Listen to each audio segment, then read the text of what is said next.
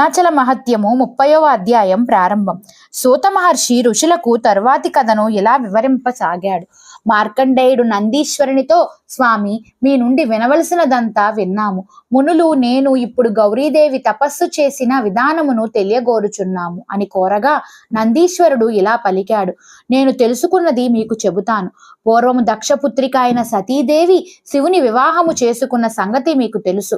తండ్రి చేసిన శివద్రోహమునకు ఆమె దుఃఖించి రోషముతో ఆమె యోగాగ్నిలో శరీరమును దగ్ధమనర్చుకున్న విషయము శివాజ్ఞచే వీరభద్రుడు దక్ష యజ్ఞమును ధ్వంసము చేయుట, దక్షుని శిరమును ఖండించుట, దేవతలందరినీ శిక్షించుట, అతిథి మొదలై దేవతా స్త్రీలను అవమానించుట, సూర్యుని దంతములను ఓడగొట్టుట, అగ్ని చెయ్యిని విరగ్గొట్టుట మొదలైన గాథలన్నీ మీరు విన్నవే.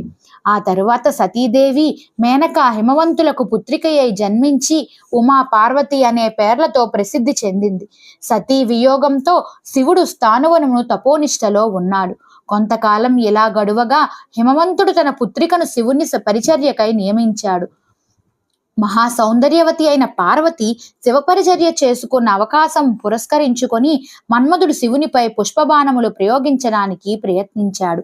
అది శివునికి కోపకారకమై తన 3వ కంటి నుండి ఉద్భవించిన అగ్నితో మన్మధుడిని దహింపజేశాడు.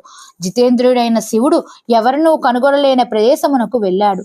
ఆ శివుని ప్రసన్నుని చేసుటకు పార్వతీదేవి గౌరీ శిఖరమున వెళ్ళి తపస్సు చేయసాగింది. కొంతకాలమునకు శివుడు ప్రసన్నుడై ఆమెను స్వీకరించాడు. పార్వతీ పరమేశ్వరులిద్దరూ పరమానందంతో రమించుచూ ఉండగా వైదవ్య దుఃఖముతో కుమిలిపోతున్న రతీదేవి పార్వతీదేవిని తన పతి ప్రాణాలకై ప్రార్థించింది. ఆమె దుఃఖమును చూసి జాలి చెంది పార్వతి మన్మధుణ్ణి సజీవునిగా చేసినది. హిమవంతుని ప్రార్థనపై పార్వతీ పరమేశ్వరులు హిమవంతుని భవనములో ఆనందంగా ఉన్నారు. ఆ కాలంలో శుభనిభుంజులనే దైత్యులు బ్రహ్మను గూర్చి తపస్సు చేసి తమకు ఏ పురుషుని వలన కూడా మరణము లేకుండా వరమును పొందారు. ఆ విషయము తెలుసుకున్న దేవతలు బ్రహ్మ విష్ణువులతో కలిసి శివుని వద్దకు వెళ్ళి శరణు వేడారు. మహేశ్వరుడు వానికి అభయమిచ్చి శుభప్రదమైన కాలము వచ్చి వరకు నిరీక్షింపమని చెప్పారు. దేవతలను ఇలా పంపివేసి పార్వతీపది యథాపూర్వకంగా పార్వతితో విహరింపసాగాడు.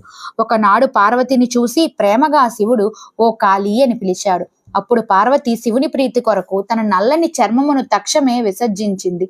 అది అలా ఆమె స్వేచ్ఛగా విసర్జించిన చర్మము నేలపై పడిన స్థలం మహాకాశి అని క్షేత్రమైనది.